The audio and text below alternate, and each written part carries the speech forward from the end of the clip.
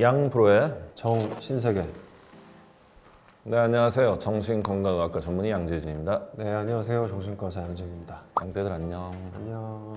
네, 오늘은 전지적 의사 시점 오랜만에 드라마 분석을 해볼 건데요. 요즘에 화제성 1위인 드라마 있죠. 재벌집 막내 아들. 오랜만에 덕분에 드라마를 좀 봤어요. 주변에서 워낙 추천을 많이 하더라고요. 재밌다고. 원래 웹소설이나 웹툰의 단골 소재가 이계 환생물인데 이거는 현생 환생물로 35년 전으로 갔단 말이에요. 87년으로 가가지고 그리고 이제 나의 어떤 원수 같은 집안의 아들로서 태어나는 것도 다른 설정이었던 것 같고 35년 전으로 태어나다 보니까 약간 응답하라 시리즈 같은 우리가 어렸을 때 봤던 그 풍경들이 드라마에 나오잖아요. 옛날 생각나면서 보는 재미들이 쏠쏠하더라고요. 송중기 씨가 분한 그 팀장 죽는 장면 이후에 환생하고 나서 이제 우리가 꿈꾸는 것들을 그 꼬맹이가 하면서부터 아마 시청자들을 더 이렇게 흡입력 있게 끌어들인 건 아닌가 싶어요. 내가 맞아요. 하고 싶었던 거를 그 안에서 다 안단 말이야. 맞습니다. 그리고 캐릭터들이 다 살아있어요. 사실 오늘 우리가 악역에 대해서 좀 다룰 건데 네. 그 악역마저도 굉장히 매력적이긴 해요. 자수성가한 할아버지로서 믿고 의지할 수가 없는 아련한 마음도 좀 느껴지고 그 와중에 천재적인 손자를 발견했을 때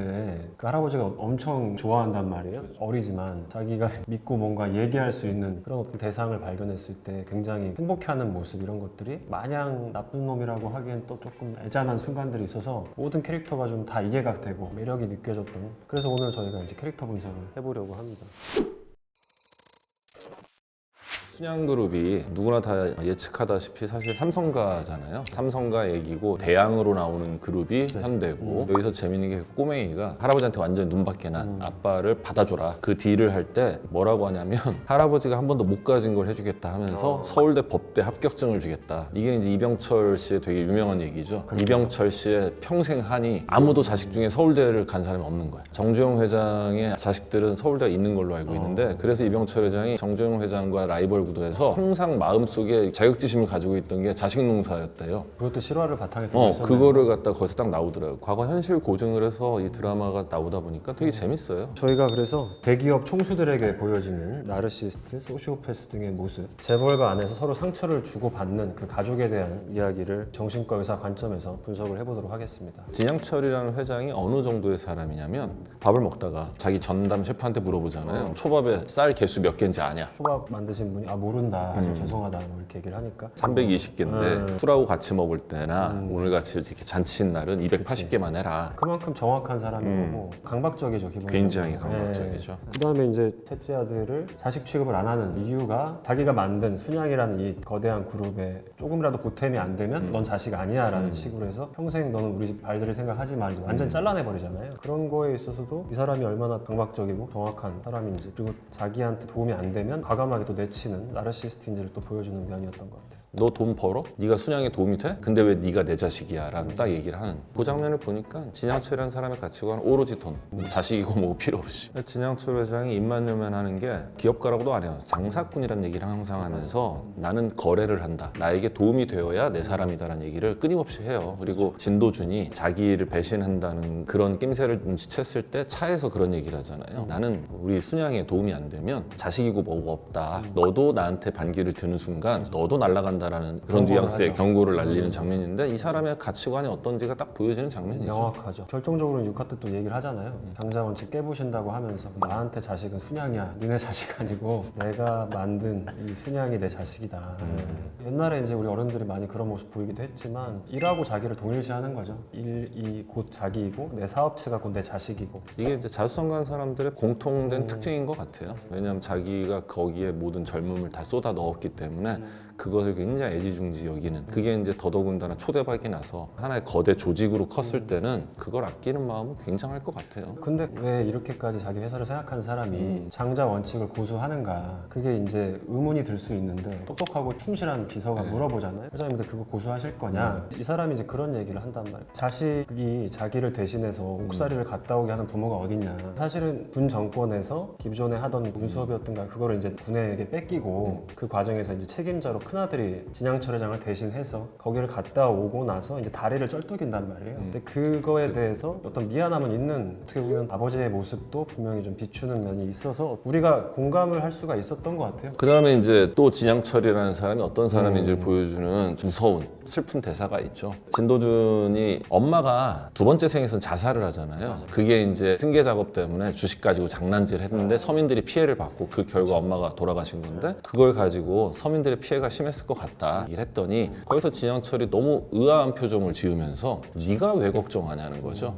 너는 평생 서민이 될 일이 없다. 너는 진양철의 손자다. 그 어디 가서 그런 얘기 하지 마라. 고양이가 쥐 생각한다고 사람들이 욕한다라는 얘기를 하는. 그러니까 이미 이 사람은 특권의식이 확실하고 서민이 이리 되든 저리 되든 내 알 바 아닌 거고 이미 나와는 다른 세상인, 그거를 손자에게도 자신의 그런 가치관, 생각을 주입하려고 하는 그런 모습이 나오게 되죠. 그래서 이제 고용승계를 대체 왜 안 하려고 하냐고 물어보니까 그런 말을 또 하잖아요, 진양철 회장이. 고용 이 관계가 길어지면 주종 관계가 흐트러진다라는 식으로 진양철 회장이 얘기를 하는 장면이 또 나오거든요. 근데 1화에서 아마 했던 것 같은데 전생에 윤현우 팀장한테 그런 말을 똑같이 하잖아요. 걔가 주인을 물려 그래 어디서. 그게 그대로 고스란히 자식들한테 내려졌던 거죠. 후계라는 것 때문에 어떻게 보면 재벌 1세 말고 2세들은 매일매일 오디션을 하는 거란 말이에요. 이 자식들은 태어나서 내가 나라는 걸 인지하는 순간부터 얘는 끊임없이 오디션 테스트란 말이야, 매일매일이. 그 아버지가 과제 하나씩 던져주잖아요, 진양철 회장이. 너 이거 해봐, 너 입증해봐. 얼마나 힘들겠어 진짜. 큰아들은 큰아들대로 인정을 받고 싶은데 능력이 안 되니까 힘들고, 둘째 아들은 또 둘째 아들대로 자긴 둘째라서 기회가 없으니까 어떻게 하면 내가 저기 좀 올라가 볼 수 있을까 뭐 이러고 있고, 인정에 목말라 있죠. 근데 그걸 그렇게 만드는 것 같아. 일종의 가스라이팅일 수 있는데, 저 아버지한테 인정을 받아야만 내가 살아남는다라는 거를 끊임없이 어렸을 때부터 교육을 시키니까.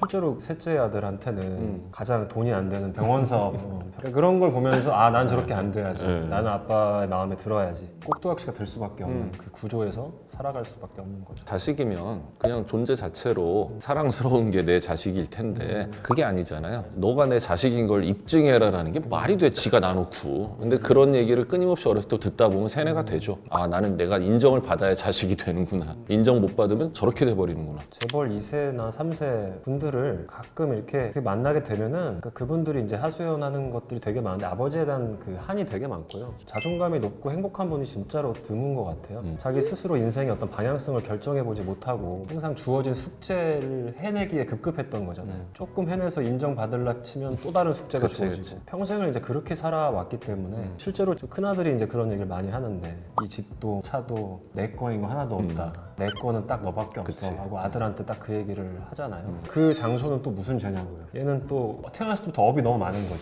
할아버지 기대 충족시켜야 돼. 아버지 한도 풀어줘야 한도 돼. 풀어줘야 돼. 그러니까 이게 업이 어마무시한 거죠. 행복하기 어려운 구조 속에서 서로가 살아남기 위해서, 인정받기 위해서 모든 수단과 방법을 가리지 않고 머리를 쓰면서 애를 쓰지만 사실은 행복에서 점점 계속 멀어지는 그런 모습들이 보이는 것 같습니다. 근데 사실 재벌가가 딱 그런 것 같아요. 어떻게 보면은 싫어하면서 담는 가해자와의 동일시가 가장 자주 흔하게 일어나는 곳이 재벌가인 것 같아요. 결국에는 뭐 이 드라마에서야 안 그러겠지만 이렇게 자기를 무시하거나 자기에게 뭔가 입증을 요구하던 그 아버지와 똑같이 자기도 자기 자식에게 그러고 있는 자신을 발견할 가능성이 되게 크단 말이에요.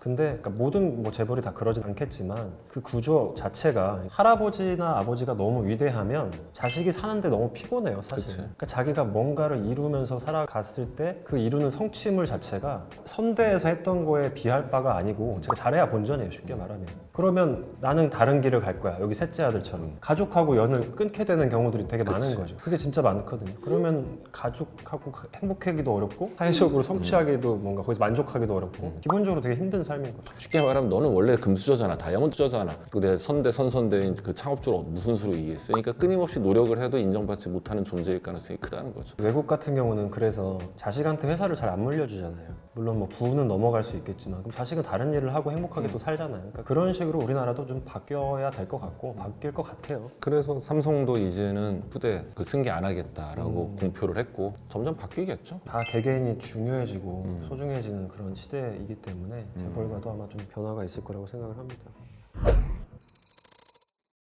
이런 요즘에 회기물이 인기인 이유는 현생이 힘드니까. 엄청난 대리 만족이거든요. 이게 환생이 웹소설이나 웹툰의 이 소재로 쓰이기 시작한 게 몇 년 안 됐거든요. 뭐 이런 것들이 요즘에 웹툰에 무지하게 많이 나오거든요. 네. 현실이 슬퍼서 그런 것 같아. 힘드니까. 현실은 슬프고 미래는 잘 안 보이고 막막하고 그 다음에 우리나라 같은 경우 특히나 이제 단기간에 급성장을 하다 보니까 사람들이 후회가 많아요. 그때 내가 이거 했으면 저기다 뭐 샀으면 이 주식 샀으면 이런 게 너무 많아요. 사실 우리나라는. 내 주변 사람들이 막 이렇게 부자가 되는 것도 보고 확 망하는 것도 보고 막 이런 것도 많이 겪어서 우리나라 정서에는 지금 환생이 추세일 수밖에 없어요. 그리고 이제 금수저, 흑수저 얘기 나오는 거는 흑수저라고 생각하는 사람들은 금수저의 삶이 궁금할 수 있고 또 하나는 여기 나오는 순양가라는 금수저는 다 복수의 대상이거나 주인공에게 놀림당하거나 당하는 그런 역할로 계속 나온단 그렇죠. 말이에요. 대리만족이죠. 뭐. 나는 못 해보는 거. 그리고 내가 현실에서 나보다 까마득히 위에 있다고 느껴지는 금수저나 다이아몬드 수저를 주인공이 처참하게 박살내고 혼내주는 그걸 보면서 아마 대리만족을 하는 그런 심리가 크지 않을까라는 생각을 해요. 그런 정서도 좀 많이 바뀌어 가곤 있잖아요. 그쵸. 예전처럼 재벌하면 무조건 부정적인 이미지는 아닌 것 같아요. 그럼에도 불구하고 우리들 입장에서는 사실 보기 힘든 그런 세상이기 때문에 그런 거를 좀 엿보는 데서 오는 재미도 있는 것 같고 아까 말씀하신 대로 현재 우리 입장에서도 뭔가 가서 휘저어 놓을 수 있을 것만 같은 그런 거를 자극해 주는 데서도 또 재미의 요소가 있는 것 같아요.